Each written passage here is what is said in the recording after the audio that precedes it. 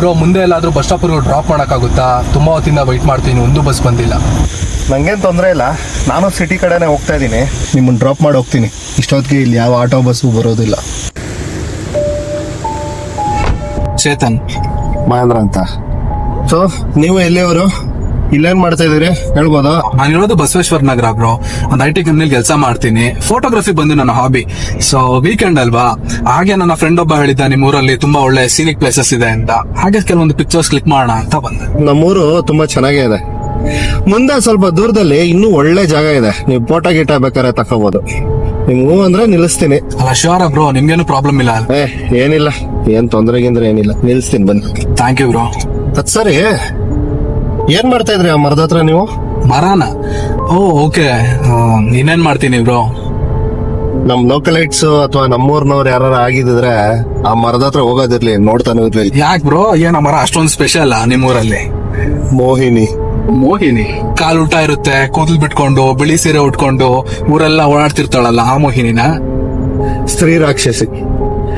ನೀವು ಇಂಗ್ಲಿಷ್ ಅಲ್ಲಿ ವಿಚ್ ಅಂತ ಎಲ್ಲ ಹೇಳ್ತೀರಲ್ಲ, ಅದ್ರ ಬಗ್ಗೆ ಹೇಳ್ತಾ ಇದೀನಿ.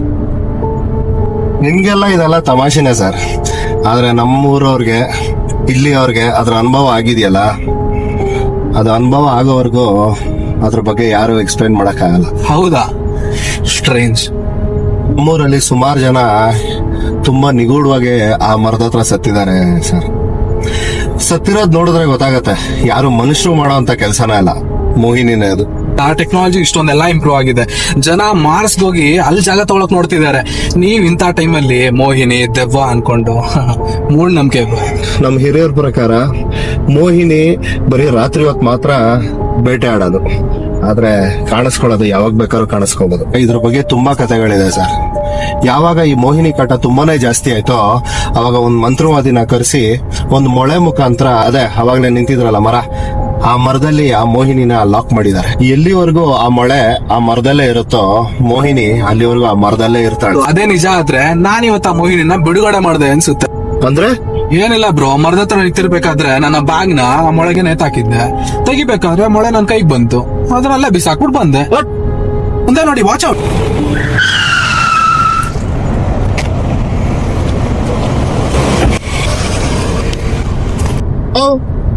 ನನ್ ಗಡಿನೇ ಬೇಕಾಗಿತ್ತ ನಿಂಗೆ? ನೋಡಿದ್ರೆ ಓದಿ ಹೇಳ್ತಾರ ಕಾಣ್ತೀಯ, ಹೇಗ್ ಡ್ರಾಪ್ ಕೇಳ್ಬೇಕು ಅಂತ ಗೊತ್ತಾಗಲ್ವಾ?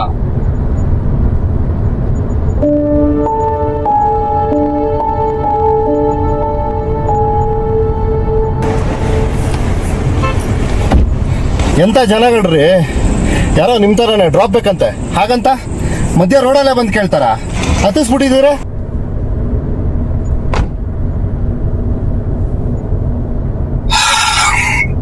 ಆದ್ರೂ ಸರ್, ನೀವು ಆ ಮಳೆ ತೆಗಿಬಾರ್ದಾಗಿತ್ತು. ಹೇಳಿ ಗೌಡ್ರೆ. ಏನ ಕೇಳಿಸ್ತಾ ಇಲ್ಲ, ನೆಟ್ವರ್ಕ್ ಇಲ್ಲ. ಆಕ್ಸಿಡೆಂಟಾ? ನೋಡ್ರ ವಾಟ್ಸಪ್ ಮಾಡಿ ನಂಗೆ, ಕಳ್ಸಿ ನೋಡೋಣ.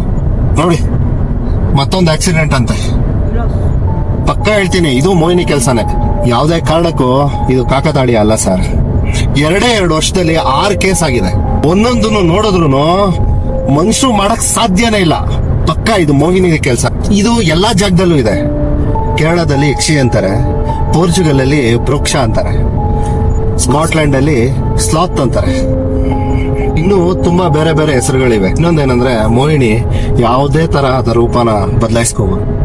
ಮೋಹಿನಿ ಯಾವುದೇ ಕಾರಣಕ್ಕೂ ರೂಪ ಬದಲಾಯಿಸಕ್ಕಾಗಲ್ಲ. ಓಹೋ, ಇದೆಲ್ಲ ಹೇಳಕ್ ಗೊತ್ತಾಗತ್ತೆ, ಬದಿಗ್ ನಿಂತ್ಕೊಂಡು ಡ್ರಾಪ್ ಕೇಳ್ಬೇಕು ಅಂತ ಗೊತ್ತಾಗಲ್ವಾ?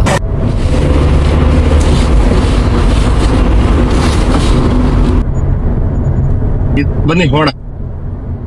ಹಾಯ್, ನನ್ನ ಹೆಸರು ಚೇತನ್ ಅಂತ.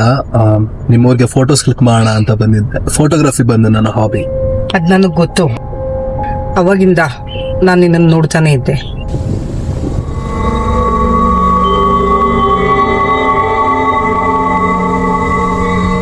ಇದೇ ನಾನು ಹೇಳಿದ ಜಾಗ. ಬನ್ನಿ, ಒಂದು 10 ನಿಮಿಷ ಬರ್ತೀವಿ, ಕಾರಲ್ಲೇ ಇರಿ.